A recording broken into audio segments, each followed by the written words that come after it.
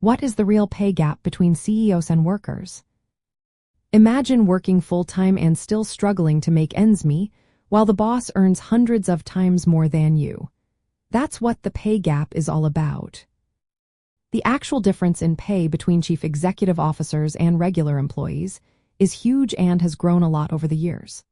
On average, CEOs of big United States companies earn about 280 to 630 times more than their typical workers. For example, in 2024, CEOs at companies listed on the Standard & Poor's 500 index earned about 285 times the median employee salary. Meanwhile, CEOs at the 100 largest low-wage employers earned around 632 times more than their median workers.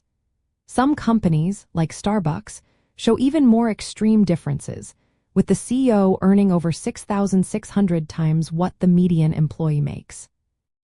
This gap has gotten much bigger over the past few decades. Back in 1965, CEOs earned about 21 times what the average worker earned. But by 2024, that number had jumped to nearly 290 times for large companies. CEO pay has increased by almost 900% since the late 1970s, even after adjusting for inflation.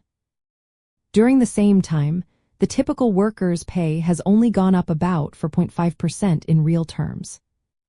Most of a CEO's pay comes from stock awards and options, which are tied to how well the company's stock performs. In 2020, about 79% of CEO pay came from stock-related bonuses. When the stock price rises, their total earnings can grow very quickly. In contrast, most workers get fixed wages or salaries that don't change much, no matter how well the company does. This big pay gap affects personal finance and budgeting because it shows how income is shared within companies. While CEOs get large bonuses and stock options, many workers earn wages that don't keep up with inflation or rising living costs.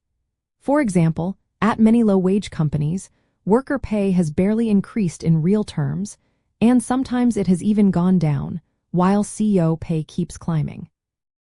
Understanding this huge pay gap helps explain why economic inequality is a big issue today. It's one reason many workers find it hard to save money or improve their financial situation even if they work full-time. It also makes clear why discussions about fair wages, worker benefits, and corporate responsibility are so important for personal finance and budgeting. In the end, the real pay gap between CEOs and workers is enormous and keeps growing. CEOs earn hundreds of times more than the typical employee, which highlights the challenge of income distribution and financial security for many workers today.